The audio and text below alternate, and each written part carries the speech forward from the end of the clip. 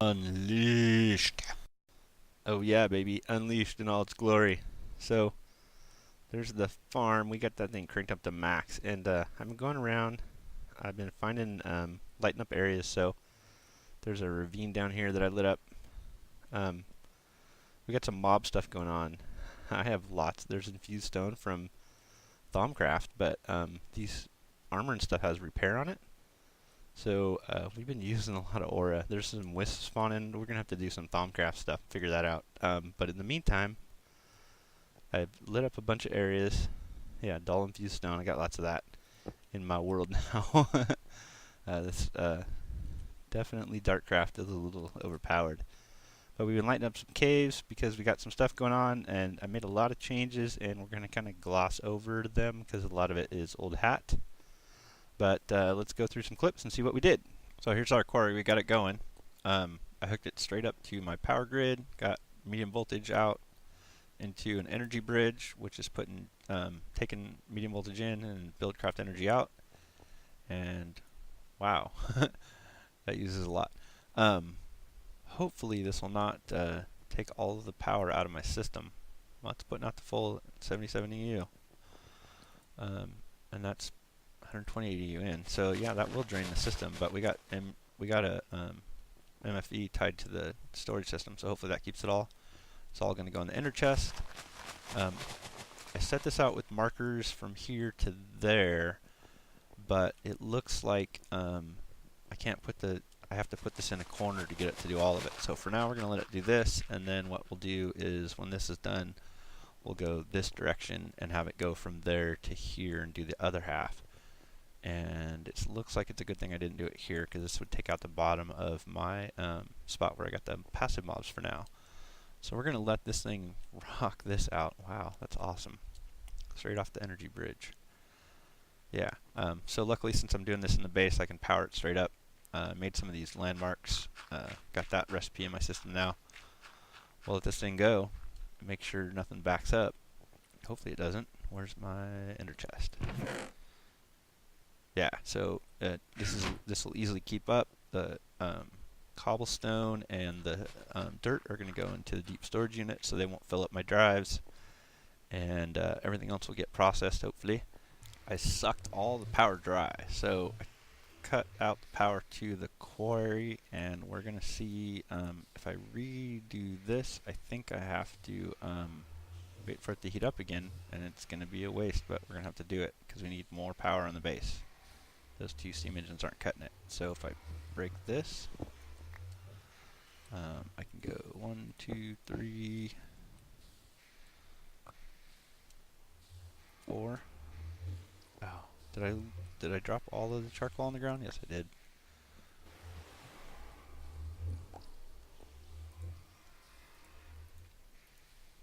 And then we have to wait for this to heat back up, and this can go on the side.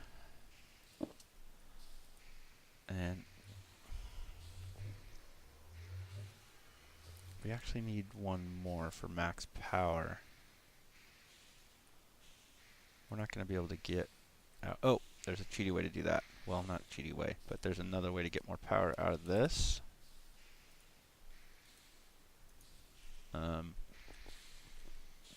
So these steam consumers will pull 80 mega micro buckets, whatever, a tick.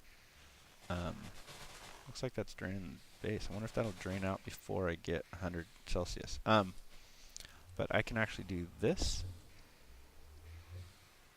I hope. And then when that outputs steam, it will start to go into the boiler and produce, or into these energy bridges and produce more. So with the liquid ducts hooked up to the consumers, it will actually be able to suck in more than 80 steam, because it'll do 80 steam on a face, and then the liquid ducts will do a little bit of steam, I hope. Let's see what happens when this gets 100 Celsius. Alright, so we've topped 100 Celsius, and I think once the steam builds up, I've drained my energy bridge. I've still got some charge in the system, so the ME storage is still online from the MFE, but I don't have full charge in the harvester. it has, well, it's starting to energy back up. So what do we got here? There we go. So these are putting in more than 80 megabucks of steam, which is what the liquid ducts help do. And that should work for now. Okay, so here's what we got. To keep from overloading the system, I've got a redstone energy cell, and I let it fully charge. And it's set for to only put output when you get power, so we're going to power it up. Right now it's set up for 5, so let's go about 20. And we'll monitor this and see what it does. 50 EU a tick, huh? But we'll slowly increase this, and we'll see how much it takes before we start tapping out the system again. That way we don't drain power all over the base. And we'll see what it does. This quarry is a lot cooler than I thought it would be. So one of the things we did is we put an extra 4 blocks on this high pressure boiler to get some more steam out of it. And it's fully heated up now. And the quarry is finished. I went ahead and set it up for the next thing. So when you break down the quarry, these blocks here, they just deteriorate like leaves. And I moved the quarry over 1 so that the frame will now go here. And I placed markers here and over there and in that corner. And now I have this frame set up the way I wanted. And the one thing about the quarry is the blocks within this grid right here will just be destroyed. Like, they don't go into a chest or anything, they just get destroyed. So I went ahead and just cleared out the blocks from that. It's fine, because there's still one layer there. And I figured out kind of an equilibrium for this. Apparently, even though I can set the max input, the energy bridge will put out as much as it can into a redstone energy cell. Maybe if I put an energy conduit in between it wouldn't, but so even at 100 megajoules per tick, it was taken in more than 100 megajoules per tick, but 40 megajoules per tick output seems to be about good for this with the steam engines, the hobby steam engines, and the steam boiler going with these liquid ducts added in. So I think that's good for this, and we already set our markers and put the quarry down and then picked up the markers again, so I still got my 4 markers, and we're ready to turn this bad boy on. This quarry is cool. Quarry. This is awesome. We're cutting it right up against the edge of what we built on the base here, but we got some crossbreeding we brought upstairs. But we're just using this quarry to clear out the rest of the area here. And you can see I've cleared a lot of it out. I've used the turtles for some, but mostly we're using this quarry now because it kicks butt and takes names. So we got some things we added. So I did build a chunk loader, and it's set up for the 9 chunks in this base. And I made an ender pouch, which is tied to my intake. This is just like I did in my old world. This gray, brown, gray chest is my input, and that's what the ender pouch is hooked up to. So if I'm out in the world, I can drop stuff in the ender pouch, and it goes in the chest into the input for the ME storage. And then we got cooking going on in here. We got pulverizing going on. We have an assembly table that we're using to make the ME chips, and I'll go over that. And then we have some biofuel going into being made with the biogenerator from Mine Factory Reloaded. And then we got our Dartcraft set up over here. And I worked on, this is some crossbreeding from Industrial Craft. So this is a crop matron. And I had fertilizer and hydration cells in there. I actually have the recipes in my sorting system, so I can just tell this to make a stack and it'll make a stack. And then we can take that out. And the same with the hydration cells. I made one already, but we can craft another one. And then we'll go through the whole process and make one. So with this crop matron, I wasn't getting power, and I built a regular, just a plain Jane solar panel. And it was powering it up. And then I figured out the problem that I have is I had an energy bridge, but I built because when you build the energy bridges, you build consumers, and then you just take the consumer and put it in a crafting window by itself. Let's see. Okay, so here's a MV consumer. So you build the consumer, and then you just put it in a crafting, and you get a producer. I didn't do that, so I had a consumer and a consumer, and it wasn't outputting any energy, and that's why I tried the solar panel, and then I figured that out. But let's take a look at the sections in the world where we looked for some more resources that we don't have here. Okay, so I looked up Biomes of Plenty on the wiki, and we're in Jade Cliffs, which we can get emeralds from. So we just have a little thing we dug straight down, and how you do this is you take your Dartcraft picks, and I don't have my shovel with me, but if you shift right click, you'll see down the bottom left, area mode activated, deactivated. So in area mode, it does a 3x3. And that's what we did to get straight down, and then from here we just branch down a little bit. And if you're digging in bedrock, you don't really have to light it up because nothing spawns on bedrock. So we went back here, we got some emeralds, and then the next thing we needed to do was find some rubies. So we're a few blocks from the home base, but we found a canyon over here, and according to the wiki, canyon is a source of rubies, so we did the same thing. We dug down. There was a spawner around here somewhere. I actually picked that up. I lit up a bunch of caves. We got a bunch of stuff going on, but we did find rubies. So as I've been needing items in the world, I've been setting up my molecular assembly chamber to craft the things I need. So you make this pattern encoder, and then you need these blank patterns. So I have a recipe for blank patterns. So I tell my system to craft one, and one appears, and then I stick it in here, and then say we want to make this recycler. So I look it up in NEI, press recipe, shift question mark, goes in here. I can encode this pattern, and then I can stick the pattern in my molecular assembly chamber, which we already have a pattern for, so I won't put it in there. If you make one you don't like, you shift right click, and it turns back into a blank pattern. You can throw it back in here. You can clear this out. So here's a recipe. We have we have a tesseract that you make, and you make it with tin and silver, but I have tin in this format, so I just have to make sure that this is the right type of tin. And then I have silver in this format, so I have to replace the silver with that, and then I encode the pattern, and then it will make what I need to make. And then we also have we also have a unifier from Mind Factory Reloaded, and this is new in the Unleashed pack in that you can set preferences. So I set the type of things that I want it to craft to. This is the type of copper I want, this is the type of tin I want, and lead and silver and stuff like that. And then if I make different types, they just go in the unifier, and then they get sent back into my system in the right type that I want. Same with steel. Let's take a look at this. So normally with steel, with railcraft, you have to make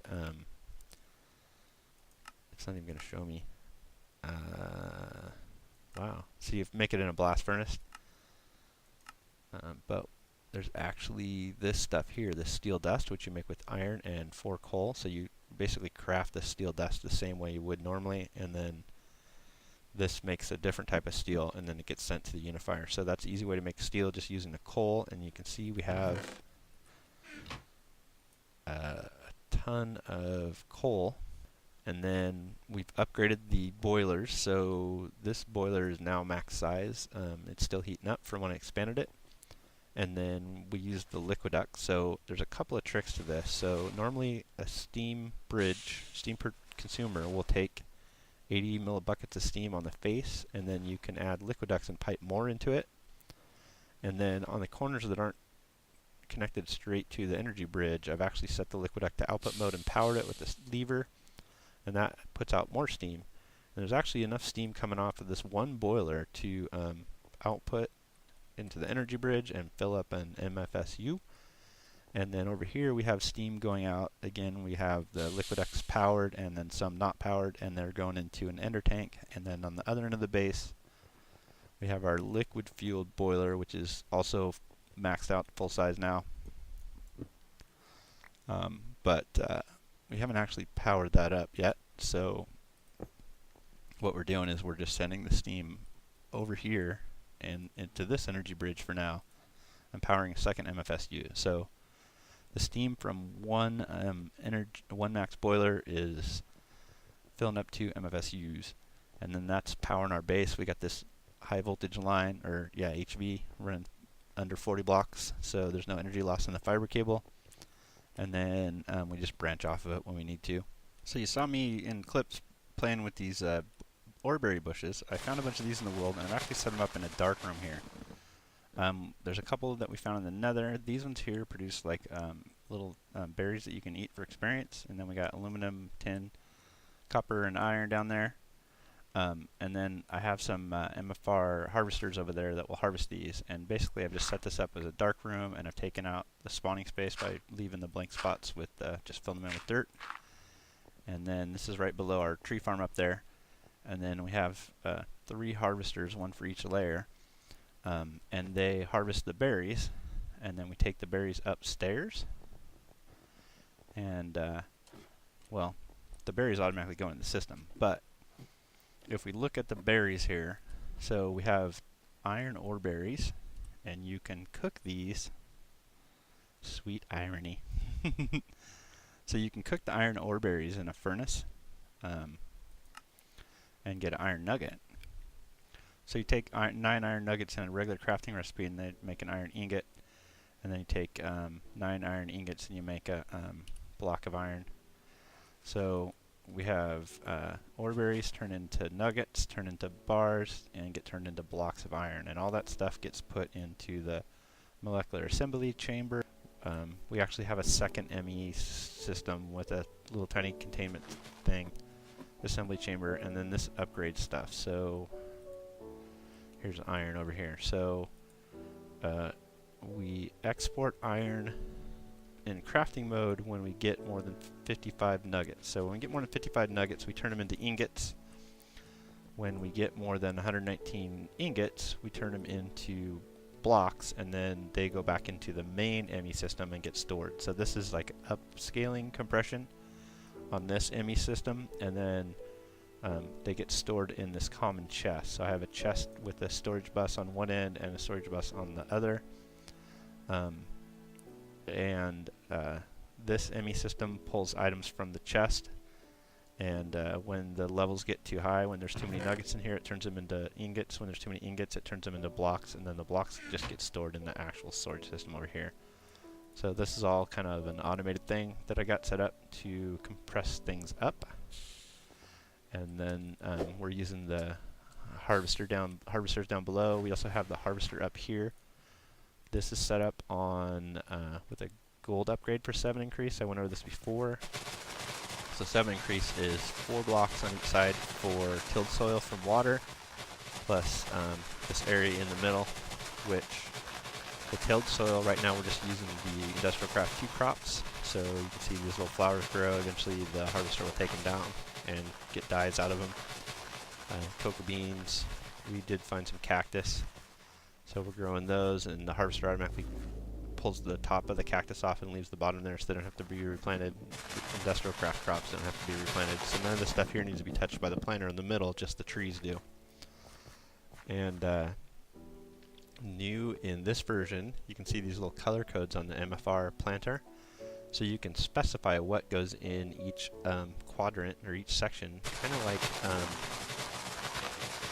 the forestry farm, except for this doesn't take any non-renewable resources, so I don't need appetite to make this thing run. So this is our tree farm that makes the saplings get turned into biofuel, the extra wood gets cooked into charcoal, and then we feed our systems off of that. So the other thing I made since I've been doing the quarries is I've been using this filler. So you make these markers and you set these up. So right now I've got this set up. Marker's going to connect there. And then it's going to connect over here, and I need some power, so what I've been doing is just taking a redstone energy cell and charging it. So now that we got our redstone energy cell, we'll move this thing.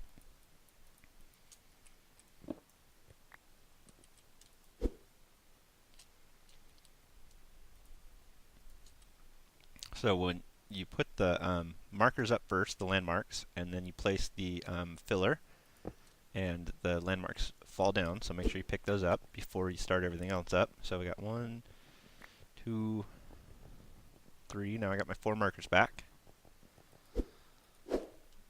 And then we'll go ahead and set up a pattern in here and use normal bricks to tell the filler that we're going to fill. And then we're just going to fill this in with cobblestone.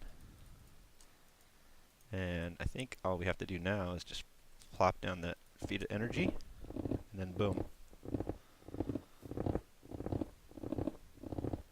There we go. So this top layer we want dirt, so let's place a marker here. Place one here. Right click it again, they link. Right click it again. They all link. Now we got a square. Plop our filler down. Collect our landmarks over here.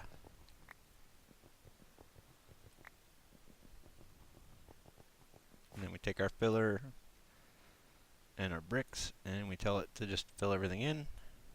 Give it some dirt. Give it some power. Bam. Easy peasy. Very cool stuff. Alright, so I've been playing with the filler and the cobblestone's getting a little drab, so we're going to actually drop a layer down, and this is right on the chunk. So the 3 chunks at this last section we're going to fill in. We're going to go down a block, we're going to fill it in with some different blocks. So we found this quarried stone in the world, and you cook it and you get quarried blocks, and you just put the quarried block in a crafting window and you get these fitted quarry stones, which we filled up our filler with, and we placed our markers and we told it to fill. All we have to do is a redstone energy cell.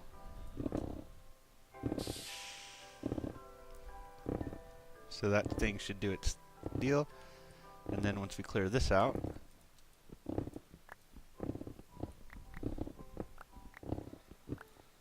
this is all going to be fitted quarry stone underneath here. So we got our top layer, the dirt's starting to turn into grass, it's looking really good. We got the bottom layer here, I cleared all this out, so now we have this fitted quarry stone down here.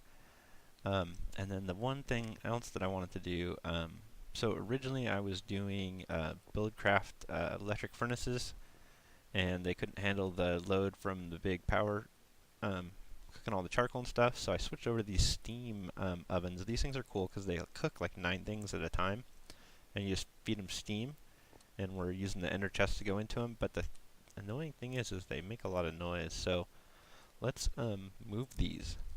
So since we use our quarry to mine everything out, we're all the way down to bedrock here in the home base section, and we're right here on the chunk border, and I got this a contraption set up over here. We'll go over that in a little bit. So what we're going to do is we're just going to set up our system right here, and then this will be the output from the steam boilers, and then we'll actually build them.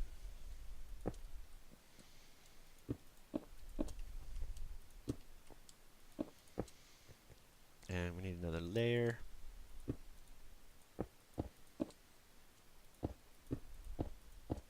And they will look cool if they're facing this way. Okay. And then we feed into them.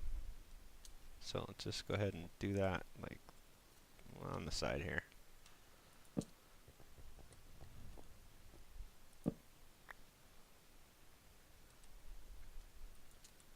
I don't really need the torches down here for anything, but it does look kind of cool.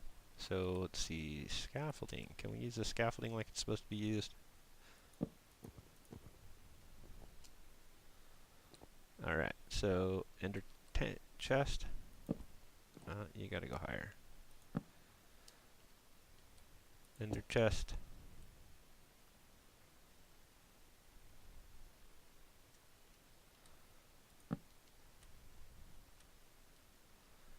Ender chest. And then we're going to need our ender tank to provide steam. It's the same ender tank we had hooked up top, so let's actually put some liquid ducts in here.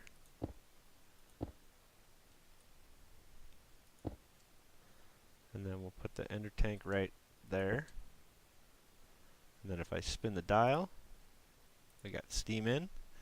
And these things are cool because they cook multiple things at once. And one thing it does with my crafting is if I put a crafting recipe in and it needs a cook, it will go into the steam oven and it'll cook it like everything in here. So even if there's a stack of wood, it'll still cook that faster. nuggets, and you can see we got the ore berries going into nuggets and stuff. And then the other thing we can do is we can flip this one, and then we need to give it some power. What we're also going to do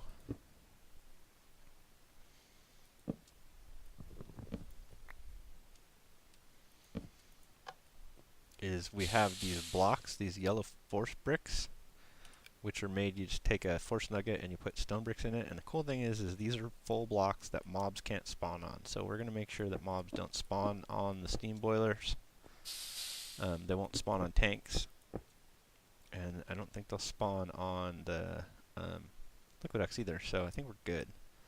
So now we're spawn proof, and these things are all just hooked up with ender chests, and they're in the same chunk as the steam boiler upstairs. They're only in one chunk, and it's a pretty compact little design there. Looks like we got plenty of steam keeping it going.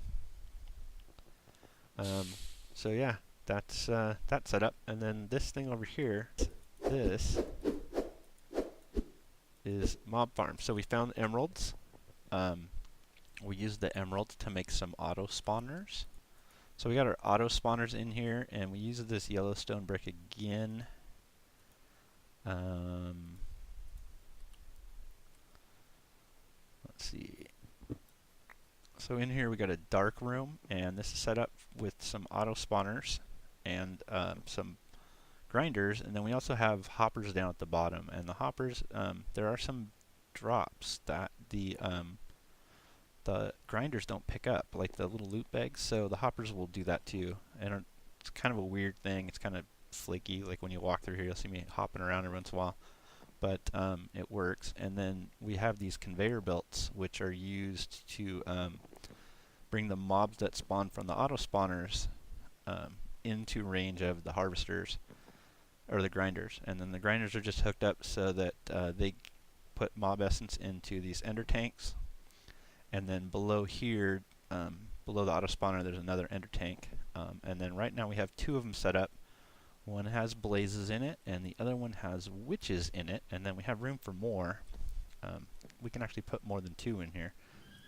And the way these are set up is, again, we use this yellow force brick. This keeps mobs from spawning on top of this area. But each of these is hooked up to a redstone energy cell, which is set to only turn on, put power out when it gets a redstone signal. It's coming off of an energy tesseract, which is hooked up upstairs. The grinders are always powered. The spawners are only powered when they get this wireless redstone signal. So you can see this is Blaze, wireless redstone signal of 100, and then this is Witches of 200, and then I just got some junk in the chest. And then I found a portal gun on a mob drop, so we set up a portal, so this takes us back upstairs. And this is where we got these bricks here, can be room for more. Oh, that's cool. It makes the sparkly thing. This portal takes us back upstairs. And then also I moved my portal from that end of the base to this end of the base, because this is where we have the passive mobs, so this is kind of the area that I wanted to keep quiet. And I actually hooked up another grinder near the portal, and what this does is when zombie pigmen come through the portal, it kills them. It's kind of nice. So what that wireless redstone signal is it comes over to here, and then these are the transmitters. And then it's hooked up to my ME system. So when I have less than 128 blaze rods, it will turn on the wireless transmitter and start spawning blazes until it fills up blaze rods. So if I look and I pull some blaze rods out, you'll see the wireless redstone turn on. And then I don't know if we can see, you can see on my mini map there's some blazes spawning down there. And they'll just spawn as long as it has mob essence until I get the amount of blaze rods I need. And then it will automatically shut off. So the same thing is set up with witches. When we need glowstone dust, it will spawn witches. And then I had another thing set up when we need redstone, but we have plenty of redstone, so it's not even hooked. This isn't even tied into the ME system yet. But these level emitters will redstone power this block, which will turn that transmitter on. This one just directly turns on that transmitter. So there we go. We have a whole bunch of automation going on now. And the other thing that's been happening is we've been getting whiffs spawning in the world. This one's passive. But we made this force armor with repair using a shard from Thaumcraft. And the tools are also have repair on them. And what that's been doing is causing the wisps to spawn. So we set up some Thaumcraft. I had a bookshelf, and you drop a bookshelf on the ground, you hit it with your wand, you get the Thaumonomicon. And you take a couple crafting or a couple tables and you make this research table, and I got one thing researched, which was the thermometer. You take a cauldron, you put it on the ground, you hit it with the wand, you get a crucible, and then we made this the arcane work table. So we're going to do a bunch of Thaumcrafter research. We're going to find where the node is that these wisps are spawning from, and then we're going to build one of our quicksand traps, which is easy to do because the MFR farm, this sludge boiler, produces a bunch of byproducts. So we actually have quicksand spawning from, or being made from the sludge boiler, and we'll use the quicksand and we'll make one of those little traps like we did in the old world for the node when we find it. That way the wisps will just die in the quicksand instead of running around. That one's not bad, but there's some aggressive ones that come around. So we'll work on that next episode. In the meantime, we'll catch you guys later. Bye, Wispy.